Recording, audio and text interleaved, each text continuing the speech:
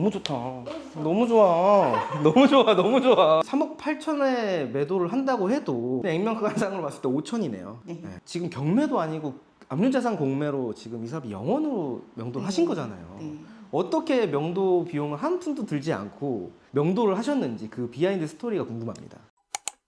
안녕하세요, 건물주입니다. 오늘은 제가 어디 나와 있냐면 부천에 나와 있습니다. 이 물건 같은 경우에는 실전반 수강생분들께서 너무나 열심히 하셨어요. 맨날 물건 조사하시고 부동산 임장을 가시면 4곳, 5곳, 8곳 이렇게 임장을 계속 가셨거든요. 그런데 폐차를 하거나 약간 경쟁이 좀 높은 물건에 좀 입찰을 하셔서 계속 지속적으로 폐차를 좀 하셨었어요. 그런 부분들이 제 입장에서 봤었을 때는 안타까운 마음도 있고, 그래서 제가 조심스럽게 원래 제가 직접 입찰을 하려고 했었던 물건인데 그 물건을 추천해 드렸어요. 그 물건을 추천 받자마자 바로 당일날 저한테 입찰 조사 보고서를 주셨거든요. 그래서 그 정도면 충분히 낙찰을 받으실 수 있겠다라고 말씀을 드려가지고 이 물건을 낙찰을 받았습니다. 이 물건 같은 경우에는 경매 물건은 아니고요, 공매입니다. 공매 중에서도 종류가 여러 가지가 있지만 압류재산 공매로 낙찰을 받으셨어요. 공매 같은 경우에는 인도명령 제도가 없어서 사실상 다 소송을 해야 되는 거 아닌가? 그럼 비용도 많이 들어가고 시간도 좀 많이 들어가니까 공매는 좀 어렵다라는 인식들을 많이 가지고 계십니다. 그런데 저희 수강생분은 소송 하나 없이 이사 비용도 빵원으로, 영원으로 명도를 다 하셨다고 해요. 이런 생생한 후기를 여러분들한테 알려드리기 위해서 제가 현장에 왔거든요. 뒤쪽에 있는 건물인데 아파트로 되어 있습니다. 나홀로 아파트로 구성된 곳이라고 보시면 될 것 같고요.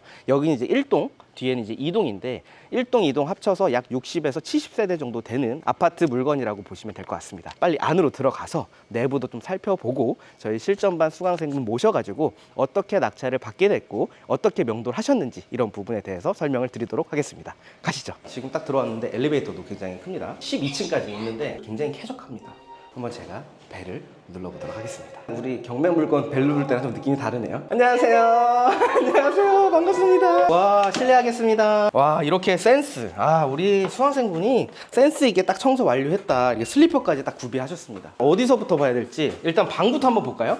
와, 방이 여기가 지금 3개로 되어 있는데 창이 되게 특이하게 나있네요. 또 이렇게 숨은 공간이 있어요. 이런 곳에 이제 또 짐을 또 보관하기도 굉장히 좋을 것 같고요. 전체적으로 너무 깨끗합니다. 지금 도배도 너무 깨끗하고요. 간접등부터 지금 LED 등까지 현재 다 되어 있고 방도 좁지 않아요. 와, 좋다. 여기도 똑같이 이렇게 또 공간이 있어요. 짐을 보관하기도 좋고 방도 크고, 그리고 바닥도 보니까 마루네, 마루. 장판도 아니고요. 화장실도 진짜 깨끗합니다. 와, 근데 너무 깨끗하다. 너무 깨끗해. 지금 제가 살고 싶을 정도예요. 더 놀라운 거는 천장에 에어컨까지 있어요. 와, 너무 좋다. 너무 좋다. 너무 좋아, 너무 좋아. 거실, 화장실 깔끔해. 이렇게 다 지금 이쁘게 다 꾸며 놓으셨어. 너무 귀여워. 타일도 지금 깨지거나 이런 것도 하나도 없고요. 고소해야 될 것도 없고 너무 좋아. 거실을 한번 보겠습니다. 와, 여기 냉장고에 들어갈 수 있는 그런 이제 공간이 딱 있고요. 부엌인데 너무 깨끗해요. 우리 또 조리를 하다 보면 음식 냄새 또 많이 나잖아요. 여긴 또 지금 창도 깔끔하게 있으니까 너무 좋은 것 같아요. 와, 환풍기도 너무 고급스럽다. 소품도 지금 너무 귀엽게 이렇게 하시고, 거실이 와, 너무 좋다. 원래 이제 이 물건은 제 물건일 수도 있었던 물건이었는데 거실이 아무래도 이제 앞에 동이 있긴 하지만 너무 많이 붙어 있지는 않기 때문에 충분히 또 햇빛도 많이 들어오고 답답한 느낌도 없네요. 와, 이런 센스. 딱 들어왔을 때 너무 다 비어 있으면 너무 휑하거든요. 이렇게 또 DP를 또 해놓으시니까 너무 깔끔하고 좋은 것 같습니다. 어떤 액자도 따로 다신 것 같아요. 그러니까 좀 느낌이 다르네요. 여기도 방이 있고, 이 방이 사이즈가 괜찮은데 도배도 상태 너무 좋고, 여기 또 베란다도 있어. 발코니도 너무 큽니다. 엄청 커요. 높이도 엄청 크죠. 세탁기를 또 놓을 수 있는 공간인데 보면 곰팡이나 이런 게 하나도 없어요. 또 창도 잘 되어 있고, 보일러 같은 경우도 지금 너무 깔끔하게 새거로 되어 있습니다. 지금 상태가 너무 좋은데 사실 제가 궁금한 게 너무 많아요. 수강생분을 모시고 이야기 나눠보도록 하겠습니다. 실전반 수강생분이신 선아님을 모시도록 하겠습니다. 안녕하세요. 단타스터디 1기 실전반 선아입니다. 반갑습니다. 낙찰 받으신 거 너무 축하드리고, 명도도 이제 하신 지 얼마 안 됐잖아요. 네. 명도 하시는데 고생을 많이 하셨다고 네. 들었습니다. 여러 가지 비하인드가 있는데 그런 부분은 또 바로 말씀드리면 재미없으니까 뒤에서 다시 좀 제가 질문을 드리는 걸로 하고요. 지금 물건지 왔는데 물건지가 너무 좋아요. 너무 좋죠. 너무 좋아. 주변이 좀 주차가 힘든데 여기는 또 주차도 괜찮게 잘 되어 있고, 엘리베이터도 상태가 너무 좋고, 네. 집 상태도 방 3개, 화장실 2개인데 천장에 에어컨들도 있고, 그리고 부엌 같은 경우도 좀 디귿자로 되어 있어서 너무 좋은 것 같아요. 혹시 수리를 좀 하셨나요? 아니요, 저는 하지 않았고 와서 청소만 이틀 동안 열심히 했습니다. 점유자분께서 어른 두 분만 사시던 집이어서 낙서, 스티커, 전기세도 하나 없이 너무 깨끗한 상태였습니다. 그러면 도배도 안 하시고. 네. 어디 위치한 아파트죠? 부천에 있는 그 1호선 역곡역이랑 성인 걸음으로 한 7분 정도 이제 도보로 이용할 수 있고 가까이에 홈플러스 마트도 있고 초등학교도 있고 또 서울과 근접할 수 있는 버스 노선도 많고 버스 타면 7호선 온수역도 가고 여러 가지로 이제 장점이 많은 입지입니다. 이 물건을 처음에 어떻게 낙찰 받게 되신 거예요?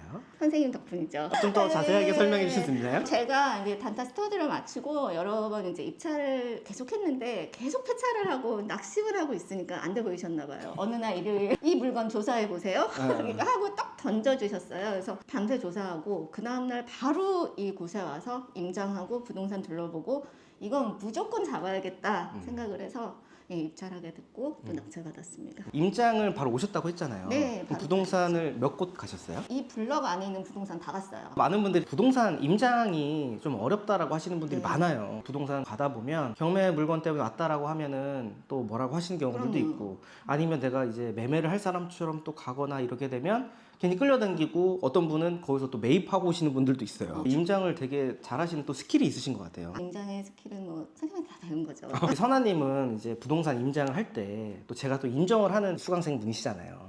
어떻게 부동산 임장을 하시는지 궁금합니다. 네, 과찬이신데 제 마음가짐이 좀 중요하다고 생각해요. 요즘 전 국민이 다 임장하는 분위기잖아요. 부동산 사장님이랑 다 너무 인식이 안 좋고 그런데 그 마음가짐을 좀 튼튼하게 겁먹지 말자, 쫄지 말자 이런 마음이 전 제일 중요하다고 생각해요. 근데 그 마음을 갖게 된 계기가 선생님이랑 단타 스터디 임장 갔을 때 그때 정말 도움을 많이 받았어요. 선생님이 정말 그 계량기, 뭐 우편함, 아래 위층, 부동산 가는 거 다 직접 보여주셨잖아요. 부동산에서 이제 충격받았던 게 선생님도 거절을 당하시는 거예요. 그렇죠. 그래서 이제 보고 나니까 선생님도 거절을 당하시는데 저 같은 삐약이가 당연하지. 선생님 또 얼마나 많이 당하셨을까. 100번, 1000번 받으면 건물주가 되겠지. 뭐 그런 걸로 이제 쭉 했던 것 같아요. 좀 당당하게 하면서도 굉장히 예의 바르게 공손하게 이제 여쭤봐야 되죠. 자료도 준비 많이 해가지고. 그렇죠. 네. 그냥 뭐 턱대고 가서 시세 물어보면 다 나가라 그래요, 요즘은. 진짜 맞아요. 분위기가 더 안 좋아져가지고 열심히 하는 사람이라는 인상을 풍기는 게 좀 중요한 것 같아요. 소장님 같은 경우도 이것 때문에 많이 왔을 텐데 그럼요. 그냥 얼마에 팔려 이렇게 물어보는 사람이랑 서류 준비 쫙 해놓고 네. 어디가 몇 라인에 얼마에 팔려 있고 얼마에 나와 있고 이런 부분들을 세부적으로 또 이야기를 하면 아 이분은 정말 낙찰을 받을 확률이 높겠다라고 생각을 하면서 또 많은 정보를 주고 네, 빌라 같은 경우는 이제 평면도나 건축물 대장 다 준비해 가야지. 그러니까 개별성이 강하기 때문에 소장님도 다 모르시거든요. 준비 자료 많이 해서 성의 있게 하는 게 되게 중요한 것 같고 요새는 정말 거절을 많이 당하기 때문에 그냥 많이 가야 되지 확률이 높아집니다. 저도 사실 강의 때 알려드리고 싶었던 게 그런 벽을 허물어주고 싶었는데 어떻게 하면 허물어줄 수 있을까? 내가 한번 가서 거절당해봐야겠다. 그러면은 허물어졌어요. 많은 분들이 뭐야 건물주도 거절당하는데 내가 거절당하는 건 너무 당연하잖아. 네, 저 그렇게 생각하고 이어갈 수 있어요. 역시 그게 딱 잘 먹혔네요. 네, 처음에는 부동산에서 막 싫은 소리 듣고 나면 집에 가서 자존심 상해서 되게 안 좋았는데 뭐 그건 당연하지. 쌤도 그러는데 그게 그렇죠, 되게 굉장히 도움이 많이 되고 마음적으로 심적으로 그걸로 버틴 거죠. 맞아요. 근데 많은 분들은 한번 거절당하면 거기서부터 기가 확 죽어가지고 아 두 번째 부동산 못 가겠다 이렇게 생각하시는 분들이 너무 많은데 속상하죠. 그럴 때는 금융치료로 낙찰과 버틸 수 금융치료 있다. 딱 낙찰을 받으면 그게 다 사라지죠. 그러면 이 물건은 감정가가 얼마인데 얼마에 낙찰 받으셨을까요? 감정가는 36,900이었고 저는 33,288만 원에 낙찰받았습니다. 감정가 대비해서 한 3천만 원 정도 네. 저렴하게 낙찰 받으신 거죠? 네, 뭐 거의 90%에 좀 높게 받았습니다. 이 물건 같은 경우에 제가 알기로는 실거래가가 찍혀 있었던 걸로 알고 있는데 네, 조사를 하는 중에 바로 전달에 실거래가가 바로 올라왔어요. 그게 4억 1,700이었어요. 같은 평수에 고층이긴 했는데 4억 1,700에 거래된 걸 보고 아 이건 정말 좀 높은 가격에 받아도 제가 좀 금매로 내다도 수익은 확실히 날 수 있는 물건이겠구나 그건 이제 확신을 했죠. 24년도 6월 12일 날 거래가 됐던 게 4억 1,700인데 실거래가 기준으로 봤을 때 낙찰가랑 단순 차액으로만 보게 되면은 한 8,500 정도 차이가 있는 거고 그 사이에 실거래가 좀 낮게 찍힌 적이 있었죠. 그게 금액이 어느 정도 되죠? 그게 3억 8,300이었습니다. 그럼 지금 호가는 어느 정도 될까요? 지금 호가는 제일 낮게 나와 있는 게 저희 평수에는 4억 1천. 아, 호가가 제일 낮게 나와 있는 게 지금 4억 네, 1천? 4억 1천, 4억 3천, 4억 5천까지 나와 있습니다. 3억 8천이면 완전 네. 금매가네요. 그건 이제 부동산에 또 알아보니까 그분이 꼭 그 달에 팔아야 되는 상황이었고, 근데 그 사겠다는 분이 대출에 거기에 맞춰서 그냥 매도하셨다고 들었어요. 지금 이제 또 11월 중순이다 보니까 이제 사실 내년까지 얼마 안 남았거든요. 근데 이제 단기간에 좀 매도를 하는 게 좋긴 하지만 또 연말 같은 경우에는 지금 대출이 많이 막혀 있어요. 일반 투자하시는 분들이 아니고 일반 매매를 해서 거주하시려고 하시는 분들은 대출이 안 나온다라는 걸 알기 때문에 지금 잘 안 돌아다닙니다. 설 전에 또 연초니까 그때 또 대출도 많이 나오고 이제 또 새학기 시작되면서 이제 이동을 또 많이 하거든요. 그 시기에 제가 봤을 때는 딱 매도를 하시는 게 좋을 것 같다고 말씀을 드렸는데 그렇게 계획을 짜서 네. 한 4억 2천에 매도를 하셨으면 좋겠습니다. 실제로 대출을 얼마 받으셨는지 궁금합니다. 네, 감정가 3억 6천9백에 낙찰은 3억 3천 288만 원의 낙찰을 받았고 대출은 88%에서 2억 9천 5백 받았습니다. 이 시기에 대출이 막 안 나온다는 얘기도 많고 DSR 쪼인다라는 얘기도 네. 있는데 대출을 되게 잘 받으셨네요? 네, 신탁으로 명의 이전하고 사업자 대출을 이용해서 그렇게 많이 받게 됐습니다.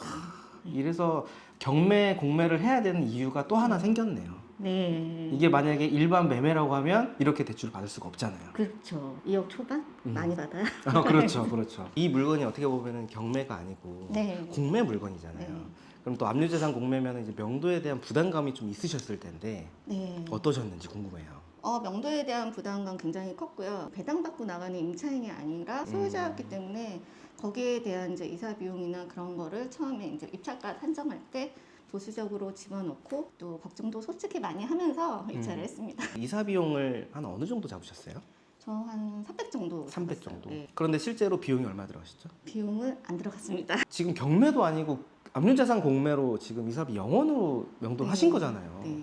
어떻게 명도 비용을 한 푼도 들지 않고 명도를 하셨는지 그 비하인드 스토리가 궁금합니다. 처음에는 저는 소송까지 갈 줄 알았어요. 전화를 드렸을 때 이거 취소시킬 거다 이러면서 하루에 막 10번씩 전화가 오고 막 이래서 제가 좀 처음에 스트레스를 받았었는데 한 달 잔금 납부 기간 동안 이제 괴로우셨나 봐요. 그래서 그걸 이제 받아들이는 시간이 지나고 잔금 납부를 하고 제가 이제 등기가 바뀌고 나니까 그때부터는 협상이 가능해졌어요. 그러면 뭔가 얘기를 하게 와라 이래서 끝나고 밤에 뭐 9시, 10시에 몇 번을 와서 이제 합의서를 쓰고 처음에는 뭐 9월 말에 나가신다고 했다가 이제 와서 얘기를 하는데 자기가 아무리 생각해도 12월까지는 있어야겠다. 이분이 그런 과정에 대한 인식이 잘 없으셨던 것 같아요. 그래서 그런 과정을 말씀도 드리고 거기에 대한 내용 증명을 보내고 그리고 합의서를 쓰고 또 내용 증명을 보내고 그래서 뭔가 문서화시키고 서명을 하고 근데 형식적인 것을 갖춰서 뭐 진행을 하는 게 명도에 훨씬 많은 도움이 되는 것 같아요. 단순히 이제 뭐 내용 증명도 내용 증명이지만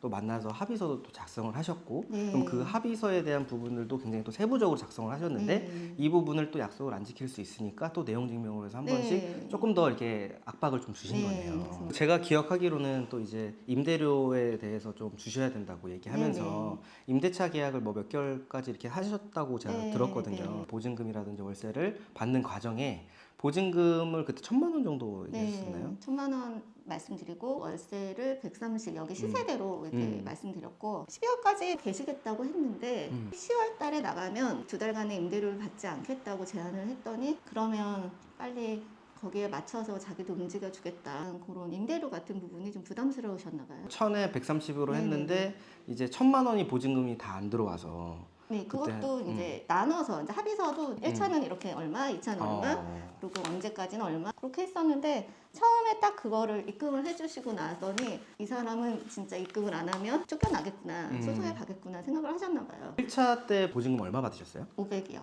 500을 받으시고 네. 그 이후에 또 받으신 게 있나요? 아니요, 그러고 나서 그 다음 기일이 되기 전에 이사 가겠다고 말씀하셨고 합의가 잘 돼서 빨리 이제 마음을 접고 나가셨어요. 저랑 또 이야기했었던 부분들이 있긴 하지만 그 보증금을 제가 미리 좀 받을 수 있으면 네. 받는 게 좋다고 말씀을 드렸거든요. 그게 왜 그러냐면 협의를 좀 하면서 마음이 계속 바뀌어요. 점유자분들이. 맞아요. 계속 바뀌다 보니까 제가 좀 배려해 주면서 네. 받을 수 있는 부분은 저희가 정당하게 사실 받아야 되는 부분이거든요. 소유권 맞아요. 이전이 됐고 네. 저희는 또 이자가 나가는 상황이다 보니까 그러면 이제 단기간에 또 이사를 뭐 갈 수 없는 상황이라고 하면 단기 임대 형태로 저희 이제 네. 계약을 하는데 보증금을 저희가 뭐 100만 원이든 500만 원이든 딱 받게 되면 그때부터는 이분들이 다른 생각을 하다가도 아, 이 보증금 어쨌든 받고 나가야 되니까 오히려 조금 더 명도가 협상하기가 좀 편안한데 네. 그런 부분들을 정말 잘 이용을 하신 것 같아요. 선생님이 보증금 꼭 받아야 된다고 말씀해 주셔가지고 꼭 집어넣고 음. 그리고 그 사이에 또 연락이 끊기는 경우가 많았어요. 그래서 음. 약간 불안한 마음도 있어서 영도 소송이나 점유이전 금지 가처분 이걸 하려고 했었는데 신탁으로 대출을 받다 보니까 제 이름으로 할 수 없었고 변호사를 선임해야 되는 그런 경우가 생겨서 거기에 대한 위험 부담을 줄이고 싶었죠. 맞아요. 혼자서 충분히 이제 소송을 하실 수 있는 상황이었는데 정말 아쉽게도 그런 부분들을 신탁사 명의로 되어 있다 보니까 셀프로 소송을 할 수가 없었던 상황이었었던 거예요.